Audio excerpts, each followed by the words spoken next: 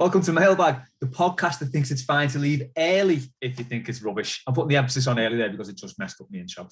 I'm joined this week by Sam White and Warren Doyle. Just before we started, we were talking about like how miserable it is to be an Evertonian at the minute. So we're just going to indulge in some sort of tales of woe and make some red hot soccer chat. So I can't think of a time I've felt this low. I've gone into derbies thinking, yeah, I'm not up for this at all. I'm not into it. We're going to get battered. But the malaise around the club in general seems certainly as bad as anything I've ever seen. I mean, 90s included, 94, 98 included. Anyone got any advance on that? There was at least a gallows humour, 98, wasn't there? It was at least... Yeah. There was at least a kind of weird, miserable solidarity that's just absent. I think everyone just takes it too seriously now. Because it does seem to have gone, doesn't it? That sort of, there was a bit of a siege mentality at times. Now it's not. Now we just hate everybody. And there was a bit more, it seems to be more of a gallows humour. And you'd be like, the sort of thing you have with your mates, like everyone seems to be the same. Maybe the low points of Coman were this bad, I don't know. I never felt like we might lose by double figures in a derby, though. No, it's never got that bad before, has it? I mean, that is a scary and potentially realistic thing that might happen. There's been low points before. I remember going to Bolton a few years back under Moyes when we lost 2-0 and it was on a Sunday. It was horrific, and we were doing all right that season, and that was just an awful game.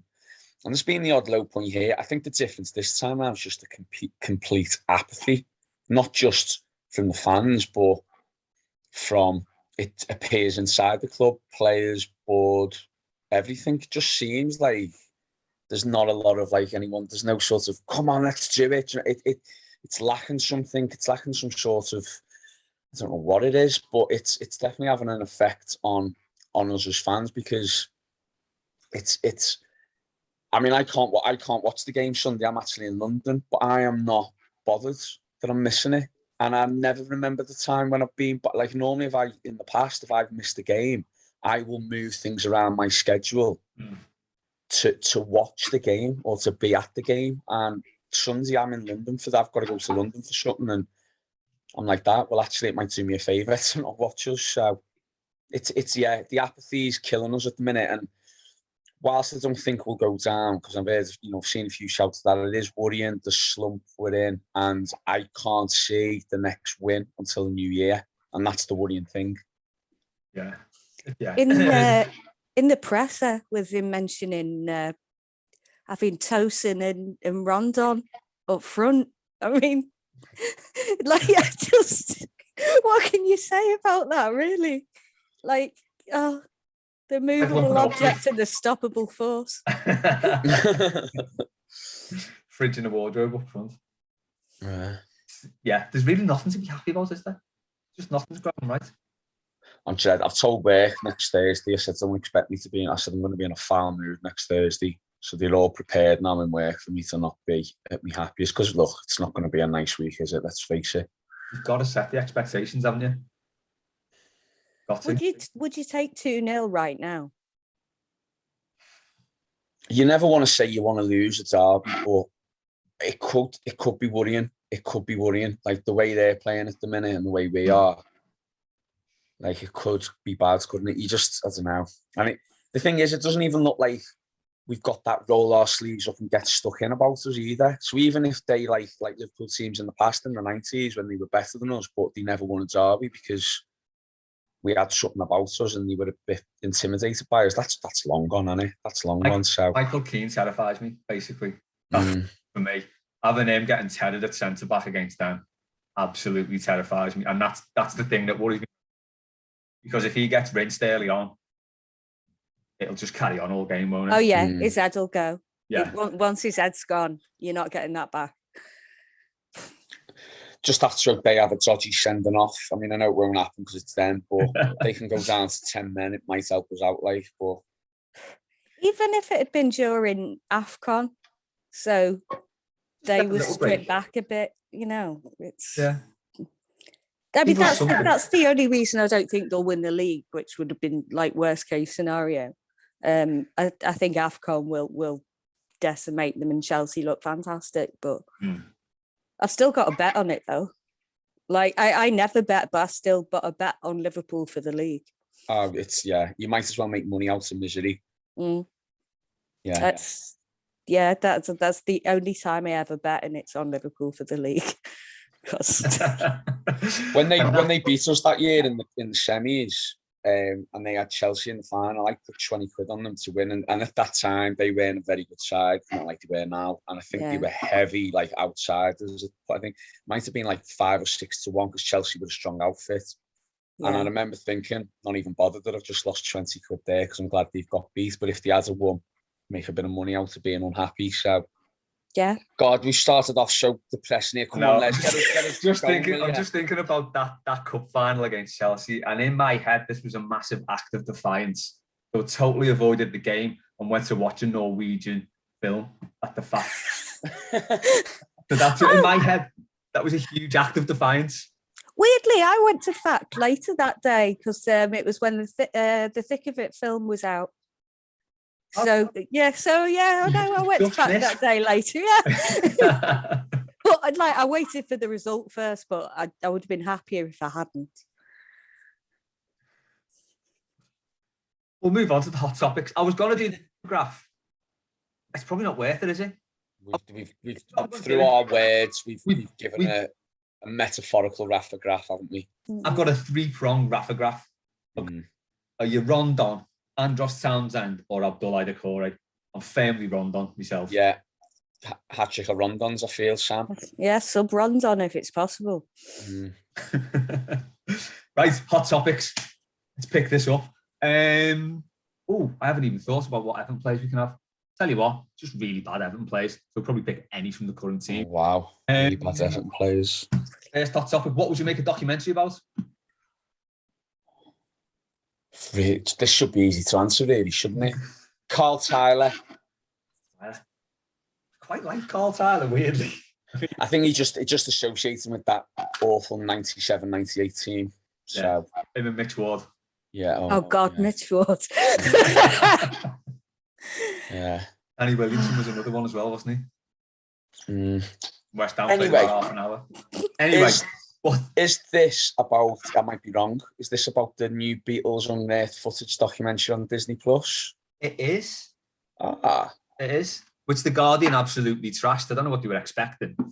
I was waiting to find out something completely new about the Beatles that no one already, but I don't know. I was going to say, it's not like we're going to learn anything different or special, is it? But I think what I heard on the radio this morning, he was saying that apparently, because Paul McCartney said that he's made comments positively about it, which he hasn't done on previous Beatles or never really said anything about previous Beatles documentaries. I think that's why it's got a bit of hype at the minute.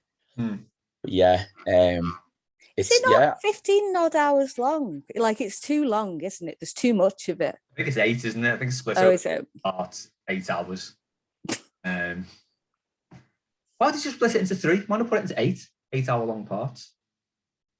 Yeah, do like a series or like docu-series or something. Yeah, exactly. Because you can still binge that. Like, it's not like you can't watch it. It's not like you can't binge it if you want to. Yeah. Mm-hmm. Yeah, I suppose you could just watch an hour and stop it, couldn't you? Really, you don't need to split it up. That's true. Absolutely. Go on, then what would you make a documentary about, mate? Well, I have always been a big fan of like the travel type documentaries. So I've watched Stephen Fry in America when he goes to all 50 states, brilliant. And I love all them type of things because it makes me want to travel and see different parts of the world. Someone said to me a while back that if they won the Euro Millions, and I think this is an unbelievable thing to do, and this is where you could film a documentary about, he said what they would do, they'd have the calendar year out in front of them, and they'd mark out on the calendar year all the major sporting events throughout the year that happen. So you'd have Super Bowl in February, you'd have FA Cup final in May. If there's a summer tournament, Euros, World Cup, whatever, you'd have the World Series baseball in the November or the October. you'd have the summer test matches, you'd have whatever it might be, all the major sporting events that are in that year, and you fly and watch each one. And then you film yourself, or you film a documentary about you and your experiences watching each of the major sporting events throughout the year. And it'd be a good, interesting thing to watch, but also you get to see some of the best live sports and the major live sports, and like the Stanley Cup or whatever it might be. That'd be mine. Great idea. I can't believe an influencer hasn't done that. I think probably because they're getting the tickets or getting the cost of it, but I think that'd be brilliant, because I'd love to do. I mean, I'm not a big fan of, say, I don't know, I'm not a big, massive rugby fan, but to go to a Six Nations game just to say you've been to it, or to go to I wouldn't particularly be interested in this, but a British Lions game just to say that you've been, something like that, something where you can go to all the major events just to say you've gone to them. And each episode as well. Yeah. I went the Rugby World Cup when it was here, and I'm not a rugby fan at all, and it was brilliant. I'd probably hate myself if it wasn't me doing it, because normally I always think like people taking tickets off proper fans, that's bad, that's awful. But no, it was really good. I really enjoyed it. I reckon taking tickets off rugby fans is fine. Yeah, that's the thing. Fundamentally, it's Tories, isn't it? So exactly, absolutely no shame in doing that. No, and it's fine to take tickets off like corporate people in America who watch the Super Bowl and all that. So yeah, we're all right with that. And every episode of this documentary, you could go into like what the actual event is, past results, the whole history of the competition. Yeah. But, right, I'm going to speak to Dave Downey with his contact at BBC and see if we can get this commissioned, and we'll do it. Well, if they do, we're first dibs, since as we've come up with the idea. So 100%, it's us three doing it. Mailbag on tour. Yeah, locked in. Sam, what are you making of the documentary? I'm going the life and times of Anthony James Hibbett. I think that would be fantastic. Do you know what? It's shocking that Mortimer and Whitehouse haven't had him on. I think that's but I just think it'd be a lovely documentary. Just sat by his car plate, turning out Saturday from that for who is it? FC Loser or something, isn't it? Loser, yeah. But it does look like lousy when it's written down. Turning out in the afternoons. He's just had a very sweet, charmed life. I think he would make a charming documentary. Yeah, I can imagine Hibbett was one of those players who got dead stressed before he played because he knew his limitations. Yeah. So he wasn't brilliant at football. He was obviously good and good enough to be professional, but he wasn't brilliant in the context of it. So he probably got a little bit stressed out before games. I reckon fishing, you just see a completely different side to him, laughing and dead relaxed. Yeah. His element. But you'll have all the fancy bits as well. It'll be like a proper little tackle tart. So he'll have like bait boats and all that shit. And he'll have absolutely all the gear and just be loving life. Yeah. Well, Mortimer and Whitehouse, I always buzz when he gets like a little bit of tech out. There was like an automatic thing that does the fishing line. Oh, the optonic. Yeah, all that. It's like, oh, that's amazing. Yeah, you do get people spending thousands, because me dad was a keen angler, so I saw all the stuff. Like, he didn't have like fancy stuff, but some people will go all out and they'll be sponsored, so you'll be able to. In fact, Tony Hibbett could probably be sponsored his whole retirement just using someone's gear. Yeah. And just he probably doesn't need to. Probably doesn't even need to play for these lads, whoever they are. He's just, fancies a game. Do you know what? He's gone to France to do it as well. That's brilliant. He's not. I didn't realise he lived in France. I never. But he's got a carp lake there, and most of the big carp lakes, I think, are in France because the fish are just like loads big. God, this is so dull. I can't believe I know all this. Well, we've got the title anyway, Tackle Tart, so that's good for me. Oh, I was going to go for the lateral pass, but no, I like it. All right, we'll move on then to the next one, which I will be surprised if anyone gets because it's a bit of a niche story. But Shite haven't played it already. Ever had an expensive accident?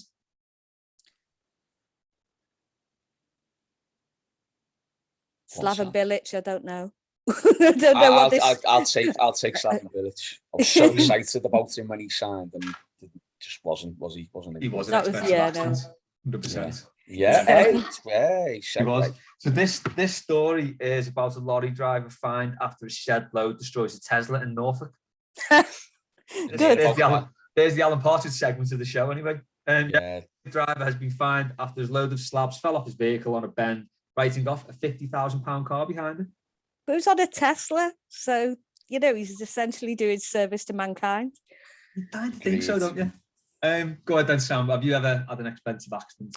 Well, mine are always when I'm trying to fix things. Like in lockdown, I tried to fix my washing machine when in reality I could have just poured water all over my floor and burnt 100 quid.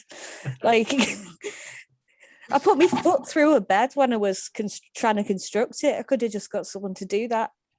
It's just anything. You can see above me an expensive accident that I've had. Oh. Where there's just polyfiller all in the wall. So yeah, mine's just general existence. Tends to be an expensive accident. You are an expensive accident. I am an expensive accident. What about you? Oh, I've got a bad one. I was driving a minibus and I was turning a corner and there's a car parked and I've just gone the back of the minibus into the side of his car.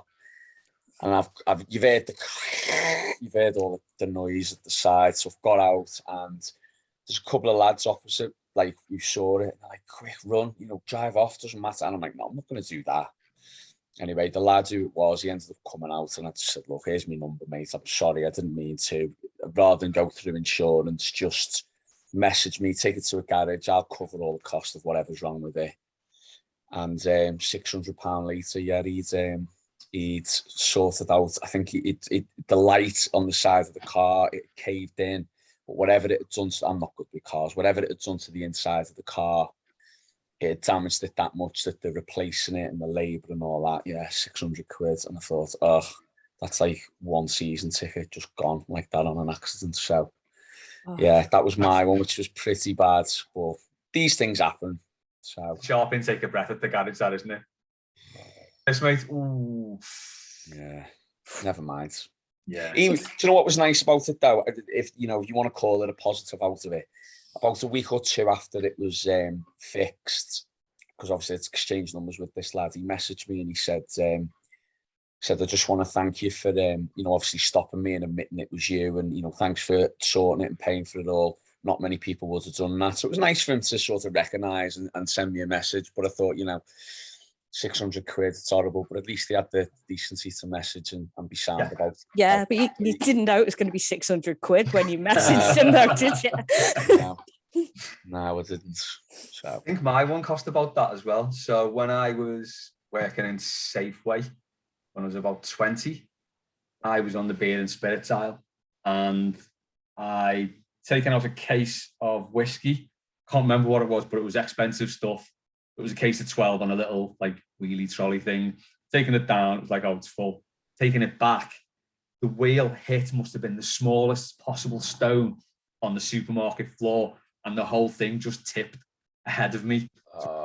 In this case of whiskey slid off the table, and every single bottle just smashed on the floor. About 500 quid's worth of whiskey, and the smell was unreal. That's not your fault, though, is it? Are they not insured for that? Oh, they were, so we didn't have to pay. So it did sort of come off their insurance. It was just taken down as stock spoilage or something. But yeah. Oh God, it reminds me of God, I'm really telling on myself here with me mates. My mate used to be a heroin addict, and he'd managed to score a whole bottle of methadone, and he dropped that on the floor. And I can't, how bad it is when you drop a bottle of spirits. If you're a smackhead and you've just dropped a bottle of methadone, I can't imagine the slump, because it must be so much worse than dropping something nice. It's dropping something necessary. Yeah. Oh God, I can't imagine the horror about doing that. I think that so often. I just think about whenever I fuck anything. I think, well, at least I'm not a heroin addict dropping a bottle of methadone. See, there's always someone got it worse, isn't there? Every cloud and all that. Brilliant. Right, on to Ask Us Anything then. I have nicked this one shamelessly from Twitter, and it is, what's the one innovation or rule change you bring into football to improve it? I'll just go into Mike Blakey's answer for this one first. It was a belter. He said VAR goal decisions only revealed at full time. Can you imagine? Oh, that's amazing, though. I love that. How good would that be? Or bad? Now we're getting into sort of X Factor type things with that, aren't we? Yeah, that would be outrageous, wouldn't it?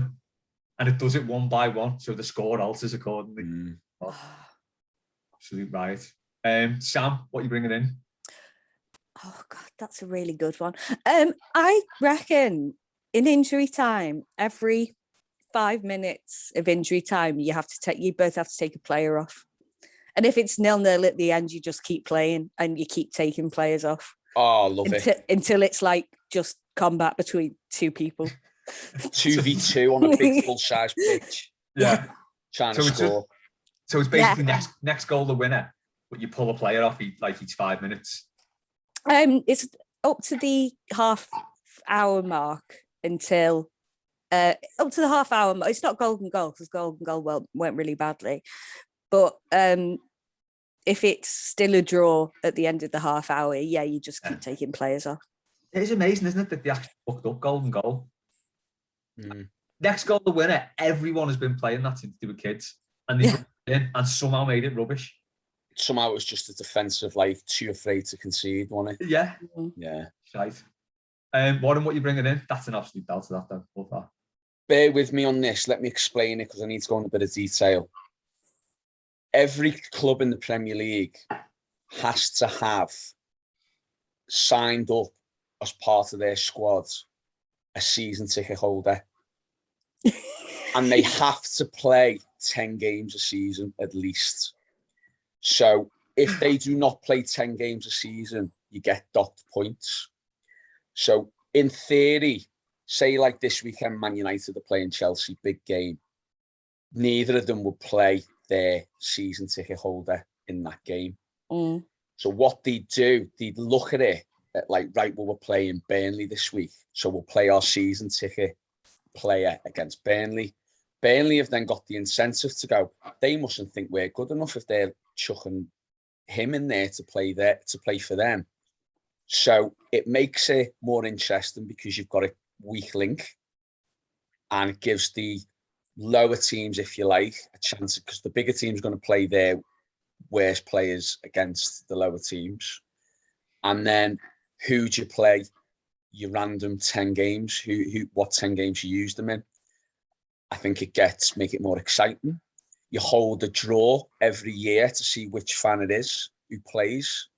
If you're a fan, though, you've got to have some sort of fitness level and some sort of ability. You can't be you can't. Oh no. No, stop that. Anyone? Oh no, anyone, yeah. 20 stone. Anyone. Piss can. Yeah. Give it them. Is this how we ended up with Tom Davis? Yeah. I think it's how we ended up with Rondon. He's a bit like having a season ticket holder up front, isn't he? And you could just imagine, say, I don't know, City trying to play last week against us with one of their season ticket holders, and we're like, get it in, pass it to him, run it. I just think it'd be funny. I think it'd be comical. I think it'd give teams a chance. I think it'd make football a bit different. Be amazing. Yeah, I'm absolutely with you on this. Like a 22 stone draft excluder. Yeah. I want to see that. Yeah. See, the thing is as well, when you've seen in the past people who've been drawn to do football stuff on the pitch, I'm thinking crossbar challenge, they're always pretty terrible. And the worse they are, the better. This has got potential, this. I think it's got to be done. I think it'd be an unbelievable. I mean, listen, they're trying to do all this VAR and Super League and all these serious ideas. Let's bring it back and have really stupid, fun ideas that just make it interesting and exciting to watch. I'm going to put the two together. So I'm going to say Sam's thing where you take it off, you actually replace it with a fan. Yeah, that's a great idea. Yeah. So you just as the game's going on, you draw players out the crowd. So you don't. It's like the Price is Right, and you've got to go down and get your kit on. And The only thing with that though is, could you imagine 0-0 and then there's 22 fat fellas on the pitch playing against each other?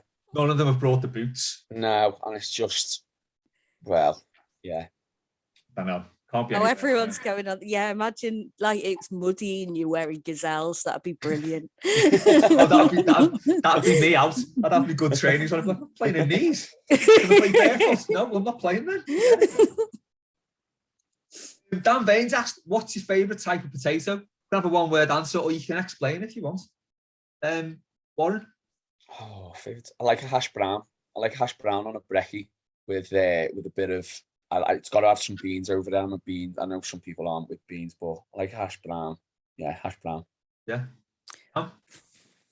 Mashed potato. I was thinking about this yesterday because someone said mashed potato was crap. And it obviously isn't. Mashed potato is one of the best foods in the world. I'm not that fussed on it, but then I saw some on MasterChef last night and it looked insanely nice. Oh yeah, just with stuffing. You can put all kinds of stuff in mashed potato. That's the thing about it. See, this is where I'm going wrong. I just have mash. I need to do it with stuff, don't I? Yeah, you need to put a bit of whole grain mustard in it if you're having something like sausage and mash. A little tiny bit of whole grain mustard change your life, Les. Trust me. See, I don't think you get culinary advice on any other Everton podcast. So this is chives and sour cream. Oh yeah, shout in your mash. Yeah. Okay, into that. You've not had your potato yet. What's your potato? You know, I thought he meant like a type of potato, like a Maris Piper or something. So I was going to say that because it's got a fancy King name. Richards.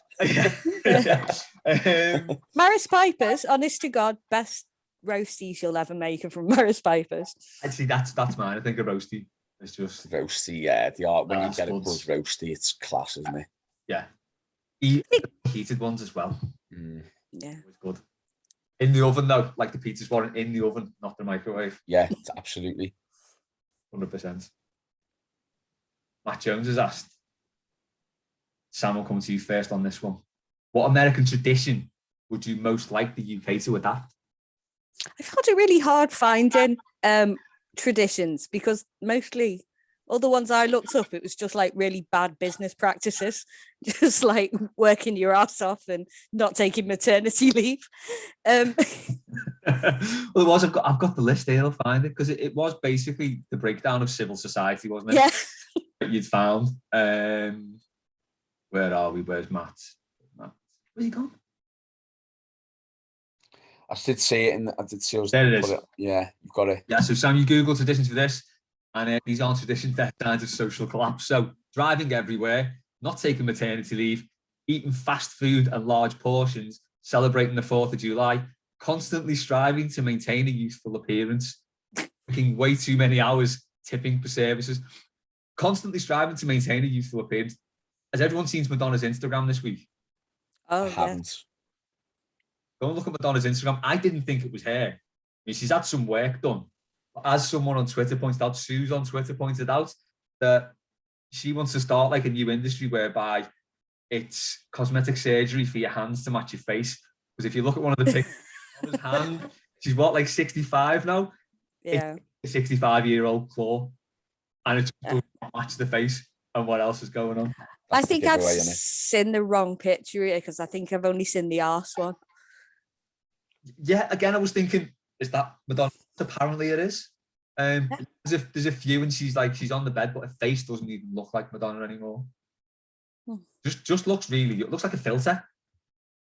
Maybe it is as well. That's be. a fact. You don't need to look young because there's filters. Yeah. Like, we never need to be seen out in reality, realistically. No, if you're lucky, you don't anyway. Tipping for services as well in America. It's the way really, I mean, I know like service staff depend on the tips, which is wrong on every level, but it's the way they really deserve it. And you can see if you're giving a little bit less than they're expecting, you are like the scum of the earth. They just detest you completely. And it's like you browbeat you into taking out more notes. No? Okay, yeah, there you go. There's $50, thanks. Yeah, it's basically a grift, isn't it? Because you're not paid enough at minimum wage, so you have to like hustle for your money. Yeah. What an appalling system that is. It's just the way it is, accepted, isn't it? Yeah. Make up your pay with tips. Although the tide gets in this country, you just hear about loads of bosses everywhere in coffee shops and that, don't you, taking the staff tips off them.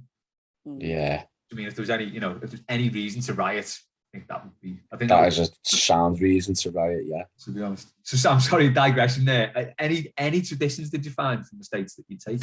Oh, I thought massive buffets at to watch sporting events. You know, like Super Bowl buffets where they do like 7-layer dip and stuff. Like I could get involved with that. Like, yeah, just really terribly eating habits. I'm a big fan. Car park all day as well before the game. Oh yeah, doing like grilling. Tailgating. Yeah. Tailgating. Yeah, I could have some of that definitely. What did they do with the cars? Like, did they just leave them or? They just park them all by the stadium. And they just have a cook-off and that's it, outside in the cars. Is the one designated driver though who's just got a...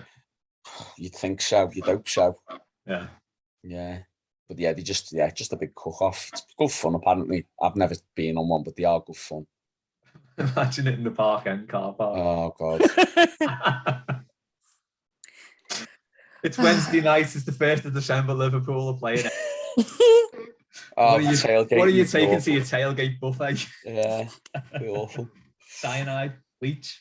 No.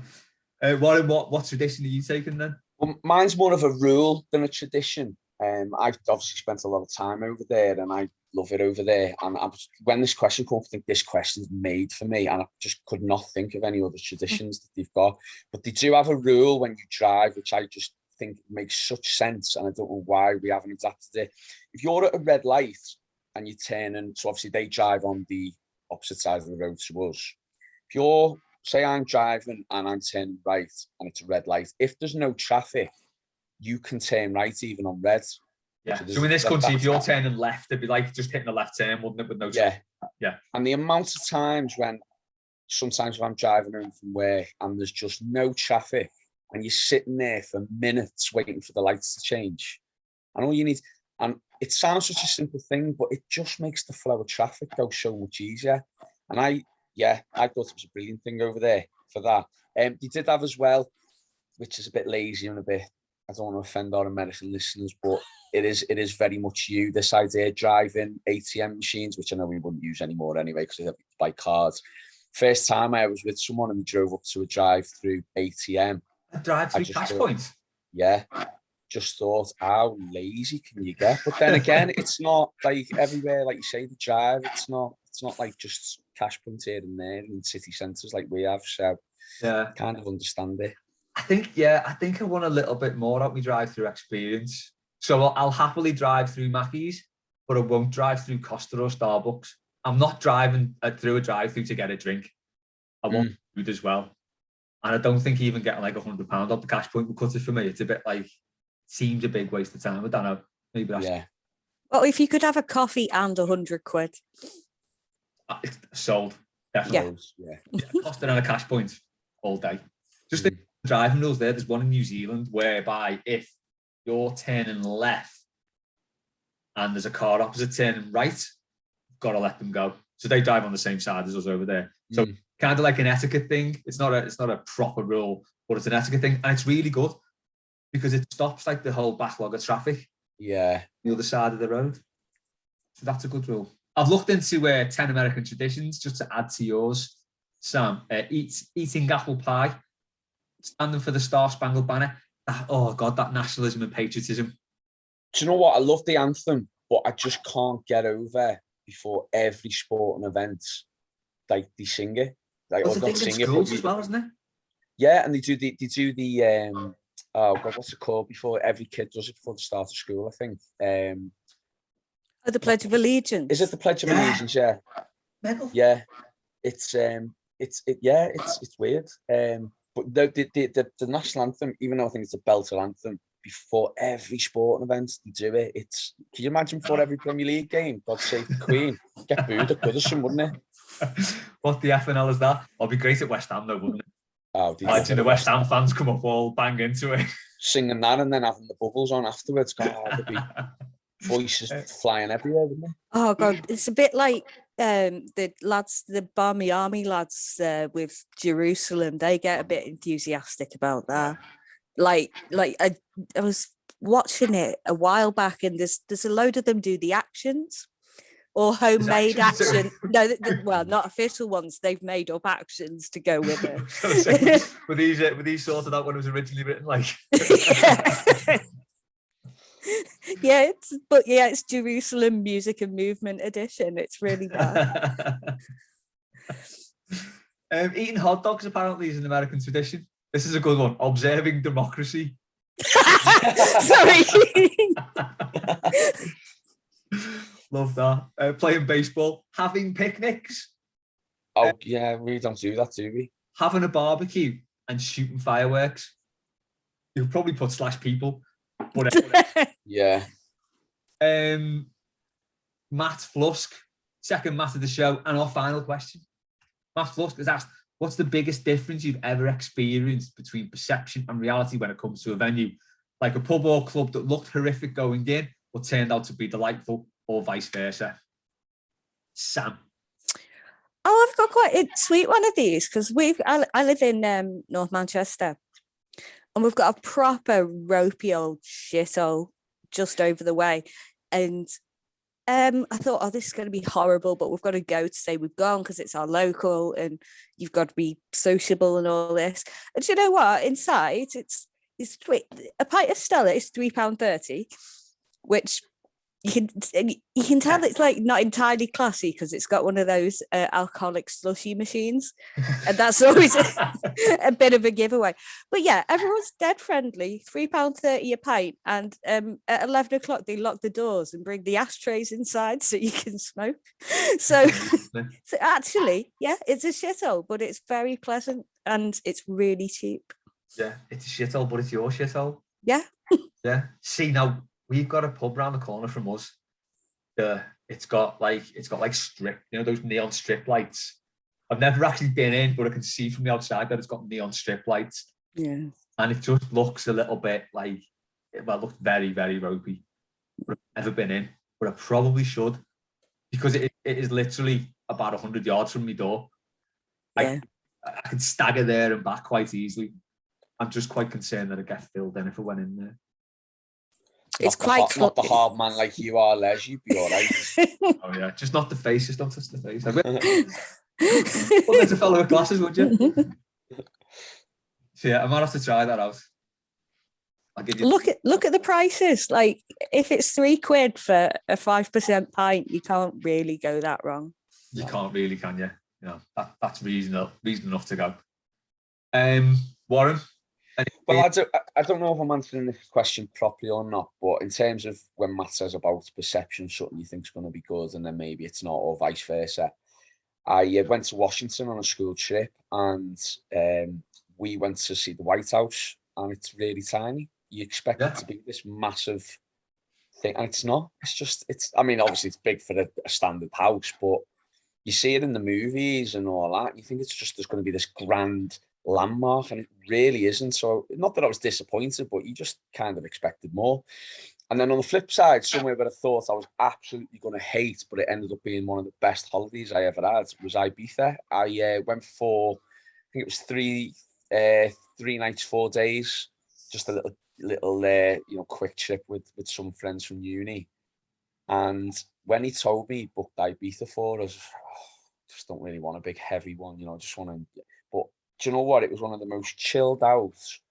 And we went out and all that of a night, and that was great. But it was one of the most chilled out, really good feel, like really nice vibe places I've ever been to. And I've said to anyone since, I highly recommend, even if you're not into all the partying and all that, highly recommend Jokes. It's a really nice island as well.